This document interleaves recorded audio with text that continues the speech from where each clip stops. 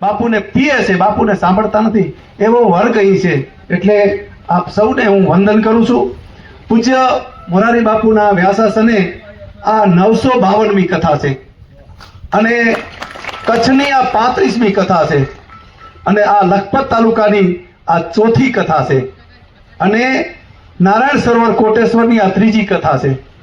બાપુએ આ ભૂમિ ઉપર સૌથી પહેલા 1989માં કથા કરેલી અને તે પછી 2005માં અને હવે 20 વર્ષ પછી રામકથા પધારે છે. તાળીઓથી રામકથાને બતાવી લ્યો. આ બહુ અવસર છે, માણવા જેવો અવસર છે. આ અવસર ચૂક્યા તો ગયા કામથી, એટલે આ અવસર ચૂકવા જેવો નથી. એવા અવસરે આવી દિવ્ય કથા અહીં 15/2 થી યોજાશે. આ એક દિવ્ય આયોજન છે, ભવ્ય છે. અને બાપુ વિશે તો શું કહી, જે કહીએ ઓછું પડે, જે બોલીએ ઓછું પડે, જે લખીએ ઓછું પડે.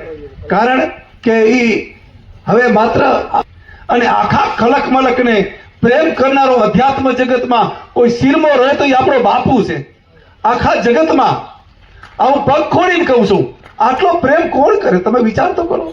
આવું પ્રેમની ગંગા અહીંયા વહેવાની છે. ત્યારે એવા ટાણે આપણા આદરણીય ધારાસભ્યશ્રી, એમ કહેવાય છે કે આ પંથક ભાગશાળી છે કે કોમન મેન જેવા ધારાસભ્યશ્રી આપણને મળ્યા છે અને એમની જ નજીક બેઠા છે અમારા પૂજ્ય સોનલલાલજી. અમારો તો દાયકાઓનો પરિચય કચ્છ મિત્રના કારણે, અમારા કચ્છ મિત્રના પ્રતિનિધિ હતા. હું પણ લખું, એ પણ લખે. એટલે હવે તો એમણે આખી મોટું સ્થાન એમને પ્રાપ્ત થયું છે. છલાંગ લગાવી છે કચ્છ મિત્રમાંથી છે કોટેશ્વર નારાયણ સરોવરની ગાદી ઉપર. એવા યુવાન અને એક જાજરમાન જ્યારે પણ ફોન કરું ત્યારે ખૂબ રાજી થાય, ખૂબ આમ આનંદ આવે એમને અને મને. તો એવા પૂજ્ય એમની પણ ઉપસ્થિતિ છે. મંચ ઉપર અનેક મહાનુભાવોની ઉપસ્થિતિ છે.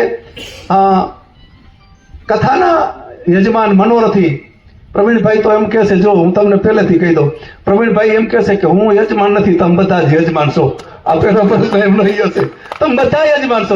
રવેચીમાં જે વાત કરી હતી, એમણે વ્રજવાણીમાં વાત કરી હતી. સાહેબ, આ પ્રવીણભાઈને ગમશે નહીં, પણ અમારું વાગડ એમનું ઋણ ચૂકવી નહીં શકે, બાપુનું પ્રવીણભાઈનું. 3 કથા ઉપર રવેચી, વ્રજવાણી, ધોળાવીરા, એક પટને 3 કથા મળે ને સાહેબ, આનાથી મોટું કોણ હોય?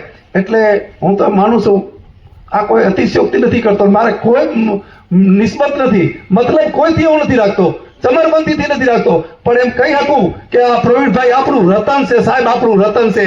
અને રતન કોને કહેવાય એ ચોખવટ કરું. કરોડપતિ કે અબજપતિને હું રતન નથી ગણતો સાહેબ. વિષ્ણુ ગુરુદેવો મહેશ્વર, ગુરુ સાક્ષાત પરબ્રહ્મા, તસ્મૈ શ્રી ગુરુવે નમઃ.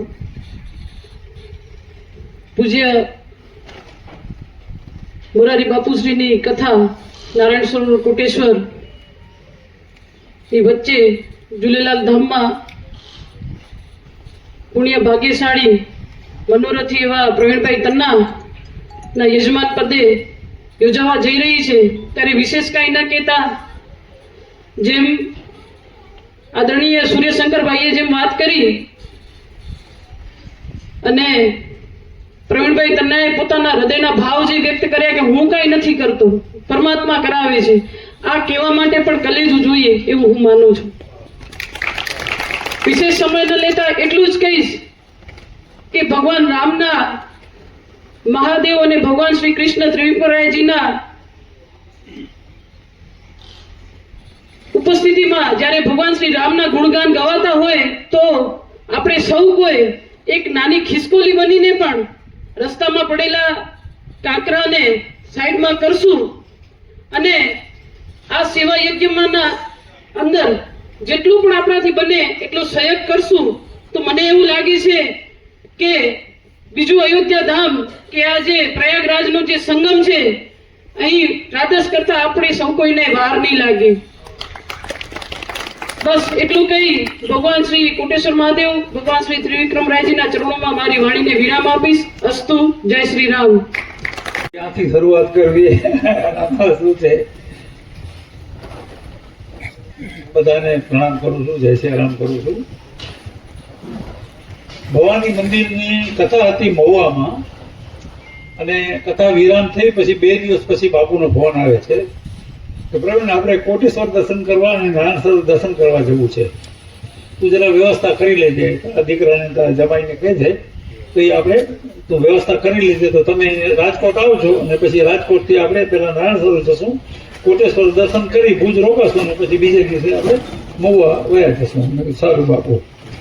હવે ત્યાંથી શરૂઆત થઈ નારાયણ સરોવરથી અને કોટેશ્વર વચ્ચે આવતા હતા ત્યારે ગાડીમાં જ બાબુએ કીધું કે હવેની જે કથા થાય ને એ નારાયણ સરોવર અને કોટેશ્વરની વચ્ચે આપણે રાખશું. અને મૂળ મુદ્દાની વાત એ છે કે મંદિરમાં બેઠા એવિએશન ડિપાર્ટમેન્ટે હજી શું છે સિગ્નલ નહોતું આપ્યું હેલિકોપ્ટર માટે. હવે આપણે ઉડવાનો હજી અડધો પોણો કલાક ટાઈમ લાગશે એટલે બાપુ શાંતિથી બેઠા હતા. સુરુભા અને અમારા રેસીભાઈ ને બધા સાથે અમે બેઠા હતા. તો છતાં મુદ્દાનો વાત એ છે કે બાબુ દર્શન કરવા ગયા દરિયાલાલના મંદિરમાં. નહીં તો પહેલા ઉતરી કરીને પહેલા મંદિર દર્શન કરવા જાય. મેં કીધું બાબાજી ભેદ જતો રહે કે એટલે એનો મતલબ એ થયું કે હું પોથી લઈને આવીશ ત્યારે દરિયાલાલજીને દર્શન કરવા જાય. આવો આ રૂડો પ્રસંગ.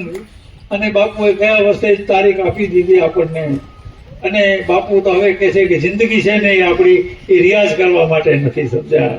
અને મોરારી બાપુના મુખે આપણે રામકથા સાંભળીએ. આખા પંથકના લોકોને મારી હાથ જોડીને પ્રાર્થના છે. સુરશંકરભાઈએ પહેલેથી કહી દીધું છે કે હકીકતમાં હું એમ માનતા નથી. હું અને મારી ફેમિલી કે મારા જમાઈ કે અમે કથા કરાવીએ છીએ એવો અમારો કોઈ ભાવ નથી. આ તો કોઈક અસ્તિત્વની કૃપા છે. અને આપણે સાથે મળીને ખૂબ આનંદ કરીએ, ખૂબ એનો પૂરેપૂરો લાભ લઈએ. અહીંયાની મારો હવે એક જ અમારો ગોલ છે કે કેમ વધુ ને વધુ પબ્લિક આવે. આ એક આજ્ઞાચિત અવસ્થામાં આ કથાના જે સૂત્રો છે ને એ ગોઠવાઈ જશે ને એ ખરા સમય આવીને ઊભા રહેશે સાહેબ, સમજ્યા.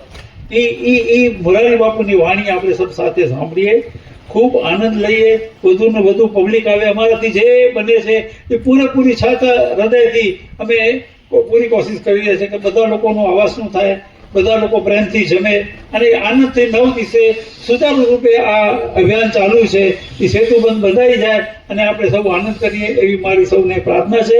જય સિયારામ, પ્રણામ.